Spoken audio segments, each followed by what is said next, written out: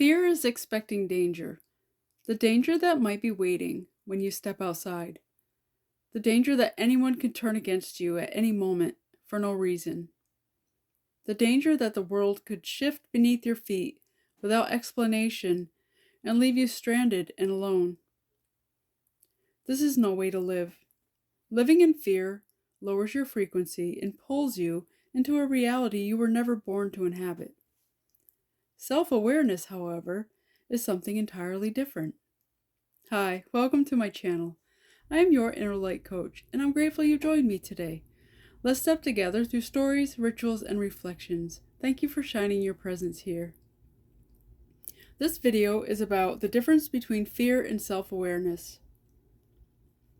Self-awareness is a willingness to turn inward, to trace the fear back to the origin, look it in the face, and heal it at the root.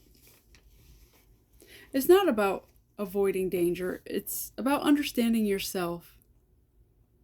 When I was a young child, I was terrified of leaving home. I could play outside, wander the neighborhood, feel the comfort of familiar streets. But the moment I had somewhere unfamiliar, somewhere further than my little world, anxiety would take over. I remember one moment vividly. My mother let my sister and me take a bus to a neighboring town for a Sunday children's event. The bus ride was fine, but the second they ushered me into the building and sat me down at the table, something inside me panicked. I burst out into tears, begging to go home. I cried until my mother came to get me, long before the event was over. At that age, fear felt like truth. It felt like protection. It felt like the only option. But as I grew older, more self-aware, something shifted. I started spending the night at friends' houses. The anxiety still whispered, but it no longer controlled me. By the time I reached my teenage years, curiosity began to outweigh the fear. The world felt bigger than my worries, and I wanted to see it. Looking back now, I have to laugh. If I had stayed loyal to that childhood fear, I would have missed so many moments, so many experiences that shaped who I am. Releasing that fear didn't just let me explore the world, it helped me explore myself. Fear would have kept me small. Self-awareness opened the door.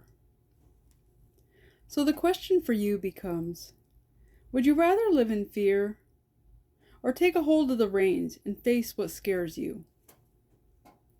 When you choose to face your fear, you begin to learn who you truly are. You transform fear's control into self-control. Fear becomes a teacher instead of a captor. And yes, it takes courage and persistence.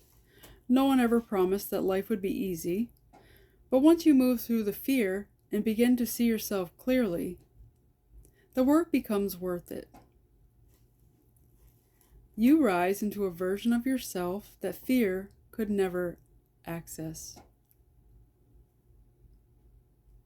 Thank you for watching. Please like, subscribe, comment, share.